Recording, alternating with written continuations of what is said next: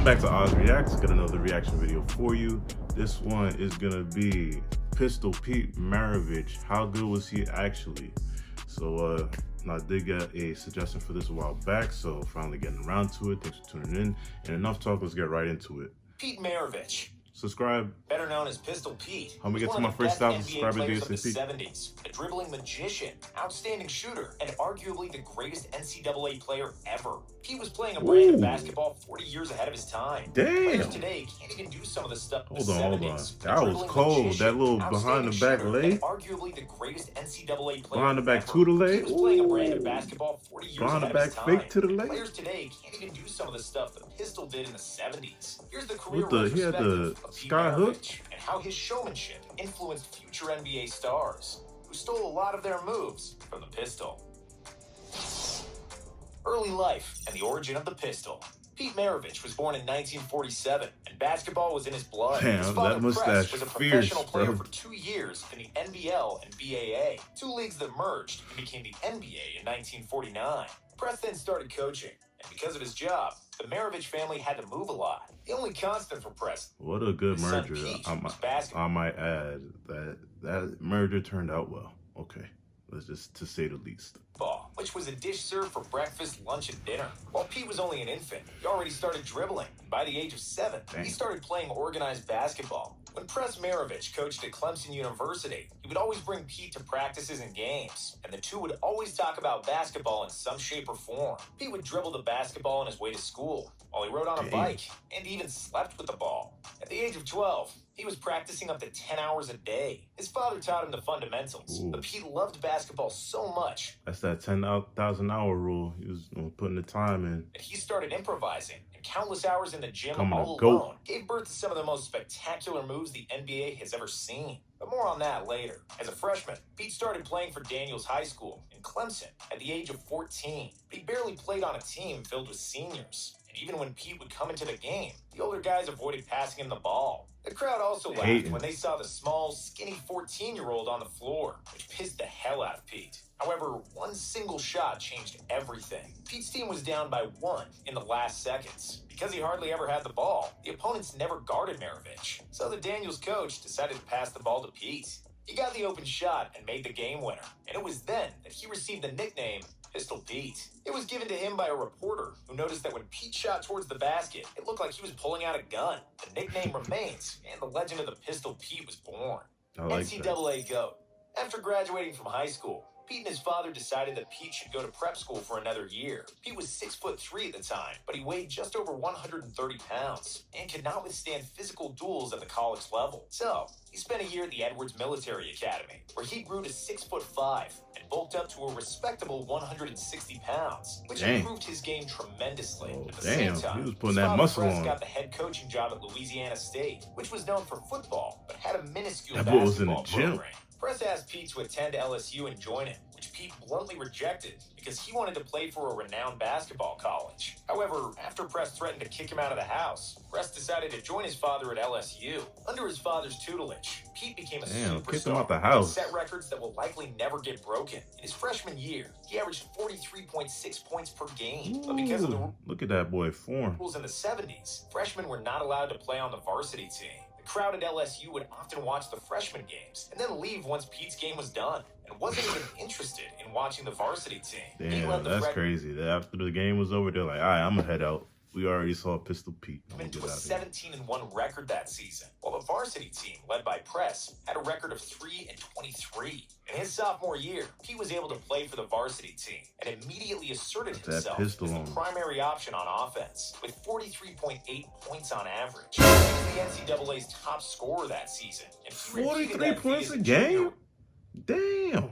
44.2 points. What? And as a senior, with 44.5 points per game, along with 2 National College Player of the Year awards. In the 3 years he spent on the varsity team, Pistol Pete scored 3,667 points in 83 games, averaging an incredible 44.2 points per game. He owns almost every NCAA scoring record to this day. That's and crazy. what's even more impressive is that he broke all those records in the era without the three-point shot. Former LSU coach Dale Brown charted every shot Maravich scored, and because he shot many jumpers from long distances, Brown calculated that Pete would have averaged an astounding 57 points per game if his long jumpers counted as threes. A globetrotter in the NBA, Mr. Pete was the most known player in the country by the time he finished college, and he had plenty of options where to continue his career. He was contacted by half the ABA teams, many NBA teams, but also the Harlem Globetrotters, who offered Maravich $1 million to join them. Maravich dribbled the ball like a globetrotter. He shot the ball better than all of them, and he knew every basketball trick in the book. Between the legs, behind the back, dribbling two balls at the same time, you name it, Pistol Pete was doing it. If he had joined the Globetrotters, he would have been the first white member, but he'd fit right in because of a unique skill set. However, his dream was to play in the NBA like his dad, and the Pistol was selected with the third pick by the Atlanta Hawks in the stacked 1970 NBA draft. In the rookie season, Maravich was under tremendous pressure after signing a contract worth nearly $2 million for 5 seasons. At the time, the largest contract in NBA history. However, he immediately proved that he is one of the best players in the world and that his big contract is justified. Maravich averaged 23.2 points and 4.4 assists per game as a rookie, which was the 8th best scoring output that season. The second season was supposed to confirm Pistol's superstar status, but he contracted mononucleosis, which caused him to lose 20 pounds. As a result, Pete missed 16 games. Yeah, that's a word, mononucleosis. 19.3 points per game. But Pistol Pete would bounce back in his third season, averaging 26 points and 7 assists per game, making his first All-Star team. In his fourth and final season with the Hawks, Pete was the second best scorer in the league, with 27.7 points per game. But the Hawks played miserably and didn't even make the playoffs after 3 straight first-round playoff exits. We got the Jazz. New Orleans Jazz joined the NBA in 1974, and in the expansion draft, they acquired Maravich from the Hawks for 2 players and 4 draft picks. By doing so, they signed the local hero, considering that the Jazz Arena was less than 100 miles away from LSU. Joining a newly established franchise is a double-edged sword, and Pete learned that the hard way. Yes, he was a beloved superstar, and all the fans wanted to see him play, but on the flip side, the New Orleans Jazz wasn't any good. Just like most new teams, the Jazz didn't make the playoffs until I didn't know Jazz was in New Orleans ever, so that's cool. 1984. Learn something new every day.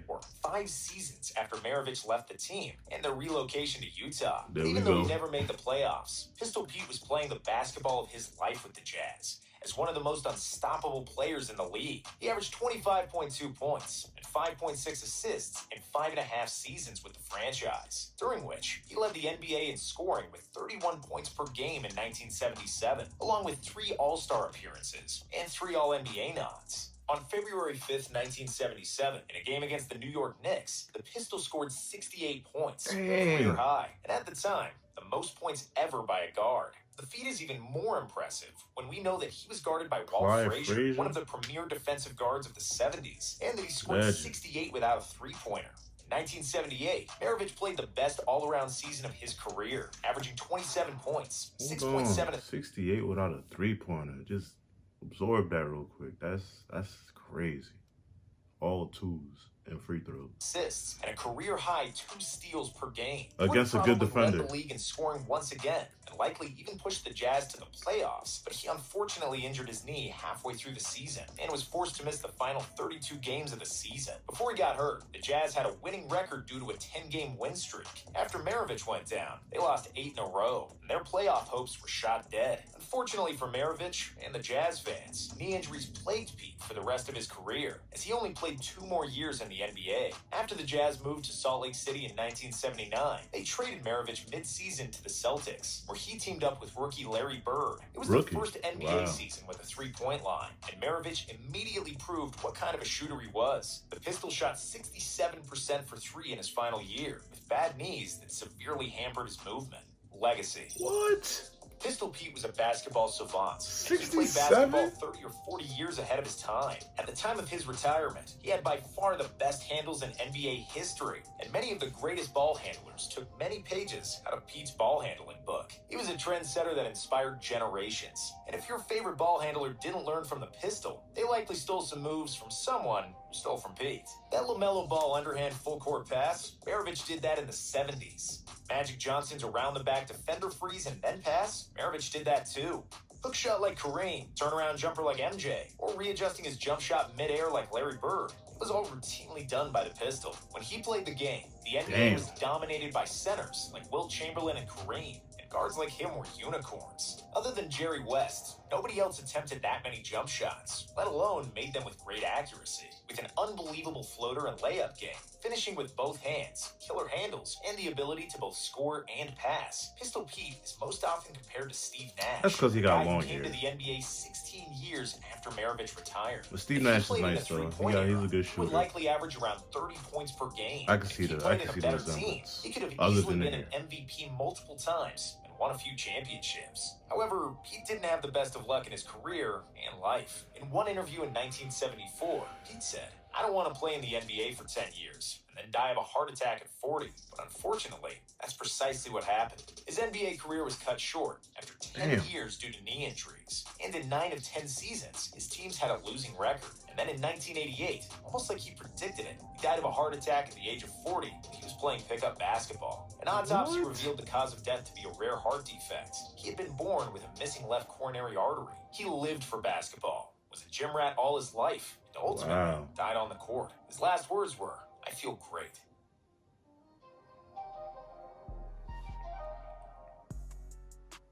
Wow, that's crazy. That's a sad ending, and sad ending to his life, and like being able to predict all that happening in a way. Like, but hey, that's some good last words too, though. I feel great, but man, it's kind of somber way to end it. But man, he's an absolute legend. I just learned a whole lot from him and from this video. I did not know people like that had handles back in the day. And this is where a lot of people getting them from. This is the Kyrie before Kyrie. This is the Steph before Steph. The Bird before Bird. What? Man, that's mind blowing, bro. Pete Maravich, Pistol Pete. You know, you hear a lot about him. I've heard a lot about him, but never got a chance to learn about him like this. So I'm glad that I got recommended this video. So thank you. Shout out to you guys watching. Shout out to those suggesting these new videos to me. That's why I enjoy watching and doing these types of reactions. You learn something new. You learn something that you would never have before unless somebody told you. And I'm blessed to be able to do this constantly. So help me out on my journey to continue to discover and react to new videos and gain some knowledge. And make sure you leave a like to the video, comment any new suggestions, subscribe, check out the links in the description, turn on the notification bell, help me get to my next 1,000 subscribers ASAP. So I appreciate you guys for tuning in, and I'll catch you next time. Yes, sir!